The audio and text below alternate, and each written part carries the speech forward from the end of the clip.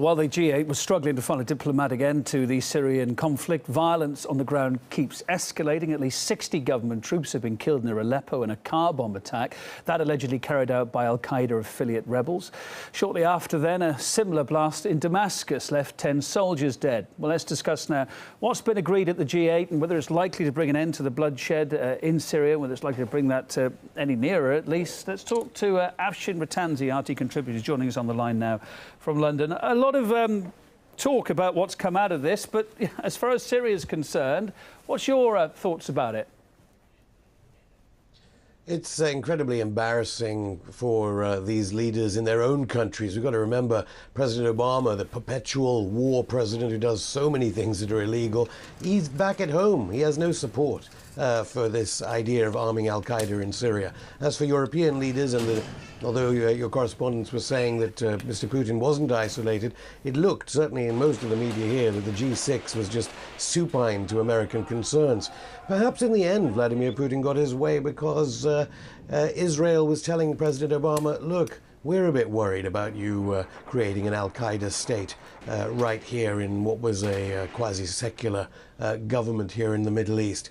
So over the whiskey custard, Cameron was tweeting about the menu, the very idea that you have G7, 7 of the G8, desperately trying to torpedo talks, trying to send weapons. We've got to remember that he's sending automatic weapons, light mortars and RPGs. President Obama right now, I don't think many of the American public realize that. Let's look at what we were presented with as a final result, that communique. On the one hand, the final statement didn't mention Assad stepping down, did it? On the other, though, in his earlier media conference, Cameron did say Assad's political future in Syria was unthinkable. So to what extent does this joint communique that we were presented with just a couple of hours ago actually reflect what the different countries really think and their real agenda?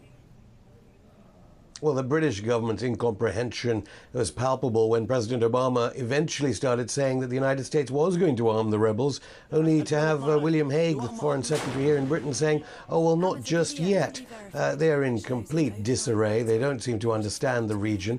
They seem to have an Orientalist understanding that they think that they can start pouring weapons into these sorts of groups. We've got to remember, Iraq is still continuing. 2,000 dead since April, 51 dead on Sunday.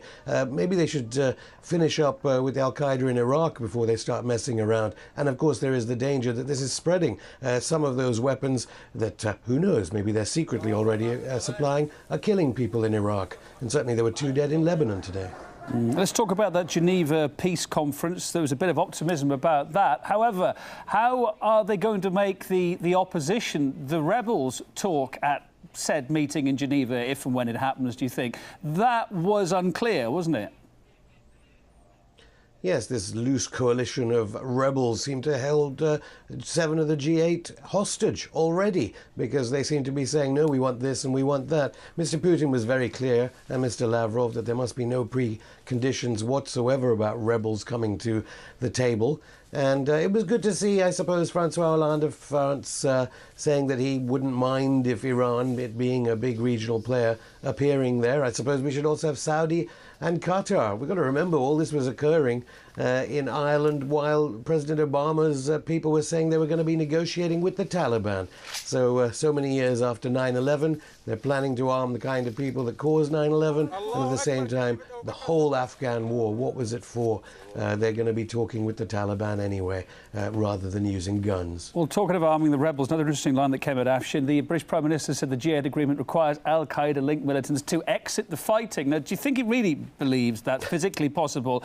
Or was it maybe more to sway those who are hesitating still over supplying the rebels with lethal weapons, trying to give them some feeling that it is OK to do that they won't get into the wrong hands?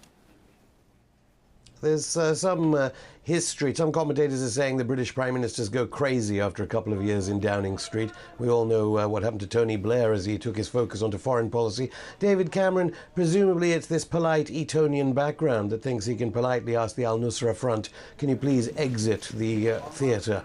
This is, I mean, absurd in all ways, and it's amazing. You've got to remember these delegates in Ireland have huge teams, and, you know, they've got the National Security Agency advising Obama. How possibly they think that they can make sure that weapons will not reach al-Qaeda in Syria or the de facto al-Nusra Front? I mean, it's frankly breathtaking.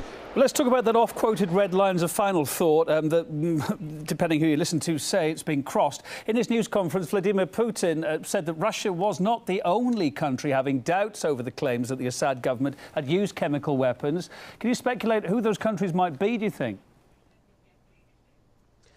Well, I presume that those countries would have been reading the UN report presented by Carla Del Ponte some weeks ago. She seems to have disappeared. We had character assassination against her when she said that it is by no means clear that it was the government using it. In fact, it was probably the rebels. And now they're going to send in these two UN institutions. I understand OPCW, probably our viewers won't be as familiar, the Office of Prohibition of Chemical Weapons, and WHO to go and investigate. But the idea that this was preempted by the British government and the United States government before the UN were going in. I mean, we all know about weapons of mass destruction. The United States and its intelligence agencies cannot be trusted in ascribing chemical weapons use to any government. And the idea that they can start lecturing the world or the other 7 leaders in Ireland, they know they were using sarin gas or whatever, is ridiculous. What must now happen is that, as the communique outlines, that all these UN agencies must be allowed to go in. But we must remember also that UN agencies, and certainly the memoirs of those leading UN weapons agencies afterwards reveal to all of us, they are often under huge amounts of pressure, all kinds of pressure, to come up with the goods. We only have to hear about David Kelly, the government scientist, weapons of mass destruction expert here, and his suicide, to realize even UN institutions, when they go into Syria, those people, when they're preparing their reports back in Europe and the United States, what result will they come out with? We have